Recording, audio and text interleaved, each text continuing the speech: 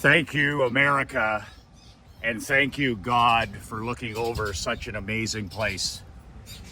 My wife, Krista, and my daughter, Emery, and I are just packing up here in Naples, Florida, after spending the last 5 months here in the land of opportunity, and we are flying out tomorrow. I wanted to shoot this quick video to say goodbye, to express my deepest gratitude to all of our American friends, our American neighbors, our friends that we have known now for some 4 years in Naples, some new this year. We live in a small gated community here for 5 months of the year, and we don't take any time here for granted. We don't take a single day here in the state of Florida for granted. We will always remember this as the country, the state, and the city that saved us during the pandemic in 2021. When the pandemic started in 2020, March 2020, I was forced to shut down my championship hockey junior team, and we actually stayed in Canada for the 12 months, and we were like you, we didn't know what was going on. We had no clue what this was all about. We thought it was maybe something that was going to be a couple weeks long. And after we realized that it was going to take a long time for things to return to the way they should, I sold my hockey team, and we weren't going to tolerate another year in Canada where the schools were being closed for the second time, restaurants, my small business, barber shop was closed. Children weren't even allowed to go to the arenas and the ballparks and the tennis courts. It was just absolute madness. So after 1 year of tolerating this insanity north of the border, I came home. It was Christmas break in 2021. And I said to my wife, Krista, I said, we need to make a decision that's best for our daughter, Emery. And Emery was 8 years old at the time. She was starting to show the effects of the lockdowns in terms of mental health and not being able to go to school, not being able to play sports, not being able to go to art class or piano class or birthday parties or sleepovers. It was absolute jackassery.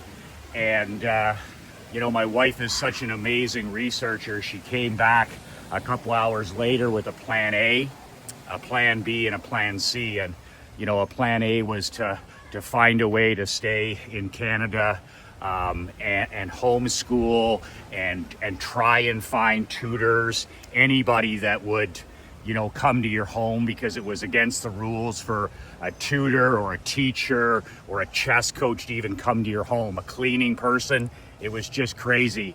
So plan B was to wait it out, and plan C was to come to a state like Florida that was open at the time. And I'll never forget, we're not news people, we're not politics people, but we would turn on some news, I think it was that garbage on CNN or whatever, and they would show Canada and the United States, and literally CNN, being fake news, would literally show the state of Florida and the state of Texas in a bright orange or a light red, which is a crisis color, right? It's a stop color, it's a crisis color. And what they were dispensing to the general public, to the great unwashed arses, was that, there was a crisis. It was an emergency time in Florida and Texas, because those were the open states.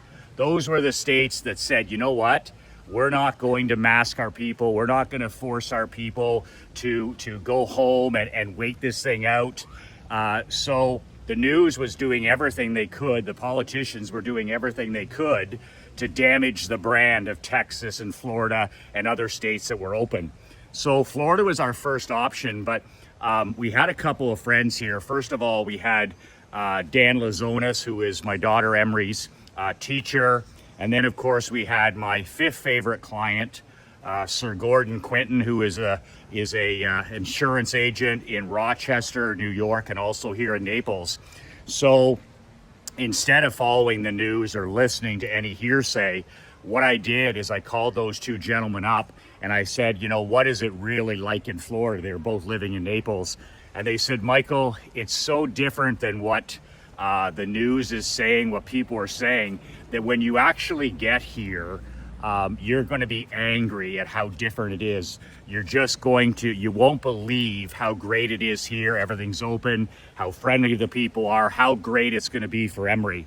So we jumped on a plane 6 or 7 days later with the dog, and we had never been to Naples before. We'd never ever been to Naples before. We'd been to Florida countless times, but never Naples. So I don't know what it was. I don't know if it was a feeling. I don't know if it was the good Lord. I don't know, but we ended up in Naples for the first time, and I have to say, you know, it literally saved my daughter's life, and also for Krista and myself. We started living our best lives here, and you know, as soon as we got off the plane, it was like we were free for the first time in over a year. Emery was to school a couple days later. She was going to birthday parties. She was being around other kids her age. She started playing tennis, started playing pickleball. She got to ride her horse, all the things that little kids needed to be doing for mental health. So, I mean, we owe so much to this city. We owe so much to this community. We loved it so much after renting that first year in 2021 that we bought a home here before we left. And we said as a family, we said, you know, this is a place we're going to come back to every January to ring in the new year. And Emery can do a semester of homeschooling and tutoring here. And then she can do always a semester at home back in Canada. So it's worked incredibly well for us. The reason that we're not here more than 5 or 6 months is the fact that my mom and dad are both turning 92 this year. They are home in Canada. They're doing extremely well. They're living in a retirement facility that is 5 minutes from where I live and where my brother lives. I see them every day in the spring, in the summer, in the fall, right up to the new year when we come here. So that's been an incredible blessing in our life, having my mom and dad so close. I get to spend time with them. Emery gets to see Grandma and Grandpa, and I get to walk outside with them every day when I go see them. So we're really, really looking forward to seeing Grandma and Grandpa in the next couple days here. It's been a long time. We used to fly them in here to spend a couple of weeks in Naples, but at 91 turning 92, my dad and mom, they just don't want to travel anymore, and we don't want to risk them getting sick flying and being in the airports. And you know, traveling is tough for anybody nowadays, but let alone if you're in your 90s. So it's been a while since we've seen them in person, and we can't wait to get home and spend as much time as we can with them. So we've had an incredible 5 months here. I said to a friend at pickleball this morning, I said, these have been 5 of the best months of our life. And I mean that sincerely. We got here on January 9th this year, and it was an old school winter in Canada where we live. I mean, lots of snow, and we love the snow. Like, if it's going to be cold, I like to be playing hockey. I like to be skiing. I like snow. What I don't like is cold and gloomy and rainy and freezing rain. So it was an old-fashioned winter at home this year. We had a white Christmas finally. We like to have a white, my daughter Emery she's like, Daddy, I want a white Christmas before we head south. So this year we were blessed with a couple of snowstorms in December. So we had the best of both worlds. We had a white Christmas before we headed off here to Southwest Florida. So we have no complaints. But what you know, as parents, we were deciding, okay, at age 12, are we going to focus on equestrian? My daughter's passion is animals. Emery's passion are horses and animals, but we lease a horse, and she just loves being at the barn. She loves, you know, shoveling shit, thank God. That's the tax that she has to pay for us to be involved in this. She volunteers at the barn. She's not afraid to get her hands dirty and everything that comes with working at the stable. But we were able to join a barn here in Naples, which was like just an incredible family. It took us 3 years to get into this barn. Like, Naples is not an equestrian place. It's not Ocala, it's not Wellington, so it's limited. So we were on a waiting list to be part of the equestrian barn here, and we finally got the good news at Christmas time. So Emery, we brought the horse here, and she rode, and she had a couple of new coaches. She got to compete locally in different equestrian events. She got to go to Wellington, which was her Olympics. That was her Super Bowl this year. I asked her driving home the other day, I said, you know, how much did you scale in your own mind as far as equestrian? And she said, she goes, I think I'm twice the rider. I learned so many difficult lessons by losing, by winning, by seeing the next level. It was such an eye-opener for him or her, and she had incredible coaching, and it was just great to be a part of it. So we feel so thankful that she had that. And then she tried out for in the Bonita Springs Theater. There's a guy there who's the director, and let's just say he's the Nick Saban of theater. Like, it's, you know, if your kid can get in one of these productions, Emery's been in a couple already, it's more about being around a leader like this guy than it is about the production itself. It's like, it's like a master class in life. And this is what this guy provides. So Emery was in the production last year. We didn't think we had enough time. We're like, with equestrian and 6 hours a day with Mr. Dan's tutoring at the Einstein Academy, there wasn't a lot of time, but Emery said, I can do it. And I wanted to, and her second obsession is she loves theater. She just loves theater. So she auditioned for Jesus Christ Superstar when we got here in January, and she got a part. And she was so elated, she was excited. And we said, you know, the commitment is you're basically going to be busy 5 or 6 evenings. It's either going to be at the barn or the theater. And she was like, I can do it. And I said, okay, well, we're not going to, you know, we got to have strict bedtimes. You've got to eat properly. You got to get your, you know, you got to, school is number one. And she agreed to all of it. And she just had an amazing experience again with the people at the Bonita Theater. It's a youth theater where kids start as young as 4 years old all the way up till they graduate high school at grade 12. And this guy is so good at what he does that a lot of the top actors, when they're in grade 11 and 12, they're heading off on scholarships to NYU, the University of Miami. They're going to Broadway. It's no different than football or baseball or basketball. These are elite athlete style, except it's theater. And they're going to they're going to New York to work on their craft for another 4 years. And they're scholarship kids, and some of them have been on TV already. Some of them have been in advertisements, but most of them, their goal is to be on Broadway. So just Emery being around these incredible kids, and they are incredible kids, it was such a blessing. And you know, they're such incredible role models for her as well, because, you know, they're older, they're hardworking, they're mentally tough, they're disciplined, and they know what it takes to be number one. So I said to Krista, I said, you know, it's worth it for her to be in these two things, even though it's going to be a stretch for us. We're gonna have to be running the roads and all this stuff. But I said, you know, you only have your kids for so long, and you want to give them every opportunity to grow and experience and fall down and lose and win. And we're so thankful now, looking back, that we decided to do all three things. With the homeschooling and the tutoring, the 6 hours a day with Mr. Dan. And then, of course, she was at the barn 2 and 3 days a week. And then, of course, for half the time we were here, she was in Jesus Christ Superstar. And, you know, driving home the other day, I was just mentioning to her, I said, how have the last 5 months of your life been in terms of learning and growing? And she said, she goes, I can't even put a grade on how far I've come.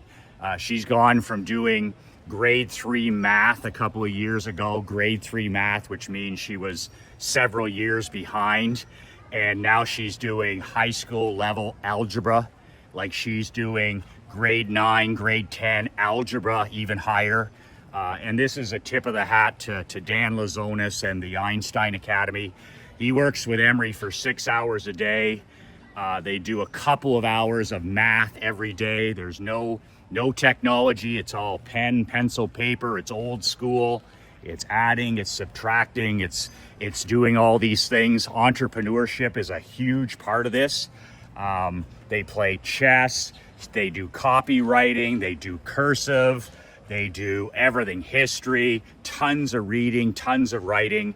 And he's done such a brilliant job with her that, you know, we couldn't be happier. So what a great 5 months. I'm really proud of my wife, Krista. When she came here in January, her goal was to become certified in foundation training. If you don't know what that is, you can Google foundation training. She of course achieved her goal. She got in her hours, she passed all the tests and certification, but she is now a certified foundation trainer. And she's going to be teaching this back in Canada. She taught here in Naples. But it was just, you know, it was something that she stumbled into last year, and she loved it so much when she would go to the classes. It's more than flexibility. It's more than just yoga. It's more than just working out. And she loved this concept of foundation training so much that she decided to become certified. And I'm so proud of her because she made it happen. She got her hours in, and she's good to go. And she's going to be teaching this and spreading this knowledge in Canada when we arrive. So I'm really proud that she was able to accomplish that goal. My 5 months here, I came here and said, you know, I'm going to get myself at age 56 in the best physical, mental, spiritual, and emotional shape of my life. I'm happy to say that I've been able to do that. I've been walking like a madman. I've been playing pickleball for the first time seriously. You know, doing some strength training. I changed my diet completely. And I feel, at 56, I feel like I'm 36. And a lot of that has to do with environment. Like I'm walking on these courts here, these clay courts, which I played a few times, a little bit of tennis this year as well. But I mean, the weight room is 3 minutes away. Pickleball over here is 3 minutes away. Tennis is 3 minutes away. And every day is 80 degrees, 85 degrees, 90 degrees and sunny. So there's no excuses. And you're surrounded here in Naples with people that cheer you on. I've noticed that that's the biggest difference here in America, especially here in Florida and Naples, is people are so interested in your story. They find out that you were an entrepreneur, a business owner. They want to know about it. They want to hear about it. Even if they're retired, they want to know your story. I've met so many ultra successful people, and they're just constantly interested in your story and your family. So that's very, very refreshing. And one of the goals I set this year, one of the few goals I set this year, is I said to Kristen, I said, I'm going to start playing pickleball. I mean, the courts are right beside our home here. And when I was here last year, I only played maybe 2 or 3 times, and I didn't take the game seriously. And so I said, okay, my New Year's resolution is to learn how to play the game well. If I'm going to do something, I'm going to learn how to do it to the best of my ability. Like I'm one of these guys where I'm not going to enjoy it if I don't understand it and how to play well. And, you know, I'm a former professional hockey coach, and I'm a former tennis pro. So if I do something, I want to maximize my ability. So the very first thing I did when we arrived here, I hired one of the top pickleball coaches, and I bought 5 private lessons. And this guy kicked my ass for 5 weeks, 1 hour a week. He taught me the game. He taught me the fundamentals. And I've been playing like 3 and 4 times a week ever since. And myself being a really introverted person, like I keep to myself. I'm a shy person. I mean, it was a big thing for me to go and play. Like I'd be heading to these courts here to play, especially the first couple weeks. And I said to Krista, I said, when I would turn the corner back there to head here for Tuesday night or Thursday night pickleball, my social anxiety would start to be so strong. I could almost feel it in my chest. And I would just want to turn around and go home. I was just so anxious meeting all of these new people and being around people I didn't know and strangers and a social setting, I had to literally force myself to walk over to these courts. And 5 months later, I'm friends with most of these people. I'm good friends with a lot of them. I've made connections, and it's all because of pickleball. And that was my goal, to learn the game and play it at a good level, but also to meet 100 people. And Krista thought that was quite the New Year's resolution, to learn the game of pickleball and to meet 100 people. So I came home about a month ago and I said, you know what, sweetheart? I said, I've achieved my goal. I can play at a competitive level, and I have met over 100 people that I can call, you know, friends and associates. And I've really had to push through the introverted part of myself. I've pushed myself out of the comfort zone. I just want to stay at home. I just want to read. I want to write. I want to study. I want to be with my family. But I'm so much happier now because I'm around other people. And once I get around the corner back there and I get out here and I say hello to people and I meet people and we start playing, I just love it. I absolutely love it. And I don't care if it was pickleball or basketball or baseball or tennis or hockey. This has pushed me out of my comfort zone. And I've met 100 people in our community. And I said to my wife the other day, I said, I wouldn't have met any of these people. And now I'm now friends with all these people that live in our community. I see them out walking now. I see them in restaurants. I see them wherever. And that to me is my most important accomplishment this year, is pushing myself socially and physically and making it happen in my life. So that's our update. That's our list of blessings. It just reminds me that, you know, we live in the greatest time in history to be alive, 2025. You know, my dad at 91 telling me last summer, you know, he said, son, he said, I don't have many regrets in my life, but he says, I gotta say, I'm a little bit jealous and envious that I don't get to compete as an entrepreneur in this coming decade. He said, you know, with the internet, with artificial intelligence, with all the technology advancements, and the fact that there's no competition. He said, you know, the good old days are now. The good old days are now. And like Coach Jim Harbaugh says on his business card, you know, who has it better than us? Who has it better than you and me? Nobody. That's who. Our cup runneth over in 2025. You know, we're in this country, in America, we're awash in wealth. We're awash in abundance. We're awash in opportunity like never before. But, you know, it's like my pop says, if you can't make it in 2025, son, if you can't make it in 2025, you can't make it. You can't make it, because he's like, you know, it's, you have a stacked deck, you're on the power play, you have an extra man on the field. He said, you know, and I agree 100%. I agree 200%. This is the greatest time in history to be a father, to be a husband, to be a man, to be an entrepreneur, to be a community service leader, because there's so little competition, but there's so much wealth, abundance, and opportunity. And I could not be more thankful for all the doors that have been opened here in America for us. I mean, it's very vogue now to kick the shit out of America, right? It's really easy to knock America, to talk about things you don't truly understand. But I go on what I see. I'm like Coach Bill Parcells. I go on what I see, not on what people tell me, not on rumors, not on anti-social media, not on the news. I go on what I see.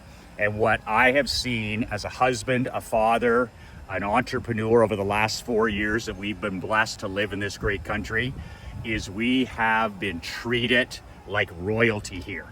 I mean, I don't care if it's the supermarket or the drugstore or the tennis courts or church or just, you know, a morning walk.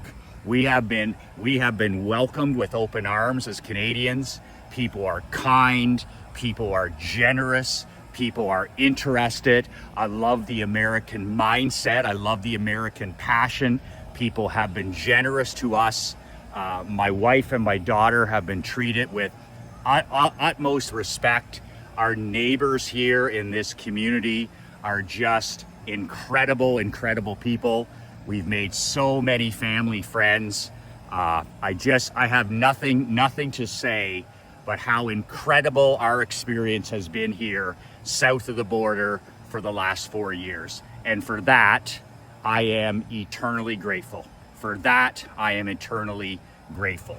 So, God bless you, God bless your family, and God bless this incredible country, the United States of America.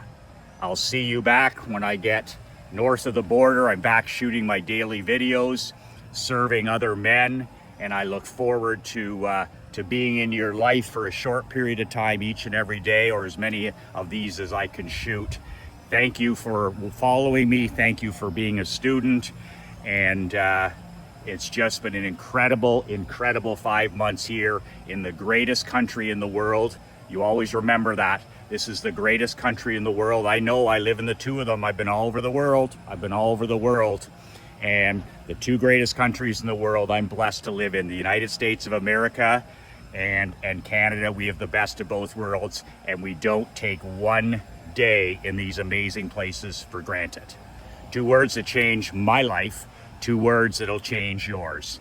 Be relentless.